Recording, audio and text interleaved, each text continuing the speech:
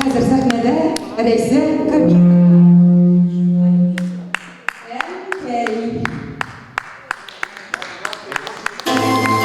Рәйсә Кабирова.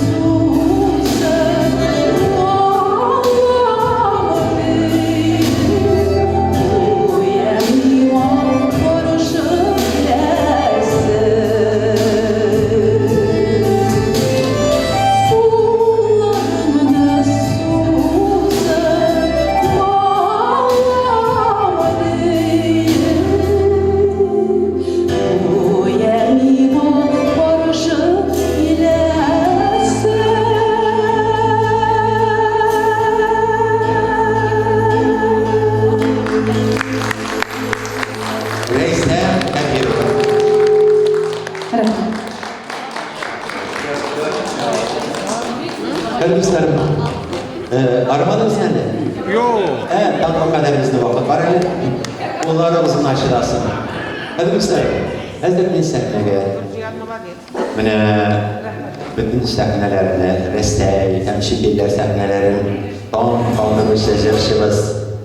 Татарстанның атказанған артисткасы. Ол міне әйтіре көшті. Ол сталистка, артистка гарнизонного дома офицеров дивизии Дзержинского. Енді генерал чинындағы полковник Белмим, әмі ол Рияма жыр, башқа Россия жыры. Сіздің алдыңызда Татарстанның атказанған артисткасы Вафина. Исәміз, достар, яңай жерсіз ішін болсын. Сүйгін қабәлі.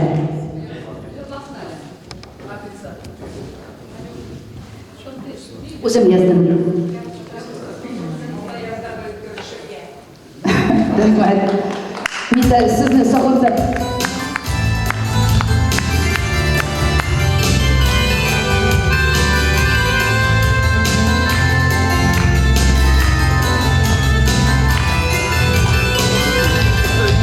Қойдырға уақыт жеткен, айлу Африка, ерегіме сенің салды, жаныма илхам берді, жіберген хабар, ерегімнен сағыныш келді, айтып жібер сәлем, сағынып сені кетем, жіберген хабар, ерегімнен сағыныш келді, айтып жібер сәлем, сағынып сені кетем.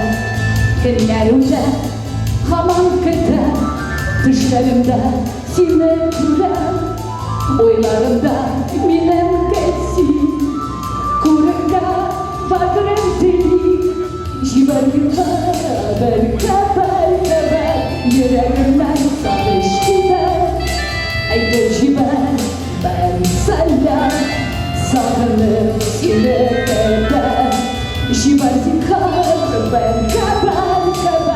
yüreğimden sağış gider, aydır jibar ben senden, sağınıp seni eder.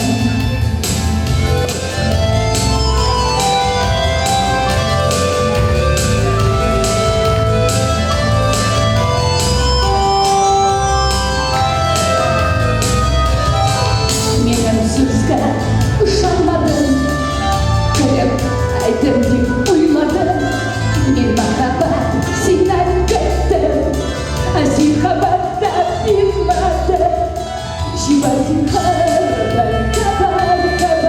yüreğimden sağış gider, aydım şivar ben sana, sağınıp seni eder, şivasin haber, yüreğimden sağış gider, aydım şivar ben sana, sağınıp seni eder, aydım şivar ben sana, sağınıp seni eder, sağınıp seni eder. İnsan saptarı, rahmet. Татарстанның атқазаған артисткасы Вафина. Вафина. Тағы бір қабат алғыштар, көміңіз достар, көміңіз. Міне сізге достарым үштен әшке тағын бір номер. Рәхәтләніп тыңлаңыз. Құлақтарыңызны берегите. Это русча дегенде. Человек уникальнейшим голосом. Я вот его слушаю, не помню уже сколько лет 20, 30, 40, я шучу, он не такой старый, молодой. Он из Нижнего Новгорода, солист нескольких оперных театров, но горло пюфюр нужная, еревонская труба фактически. Настолько он владеет голосом, я думаю, что вы сейчас получите удовольствие, если он, я не знаю, как песню он подобрал. Сіздің алдыңызда алып бара, бүтін Россия конкурстары лауреаты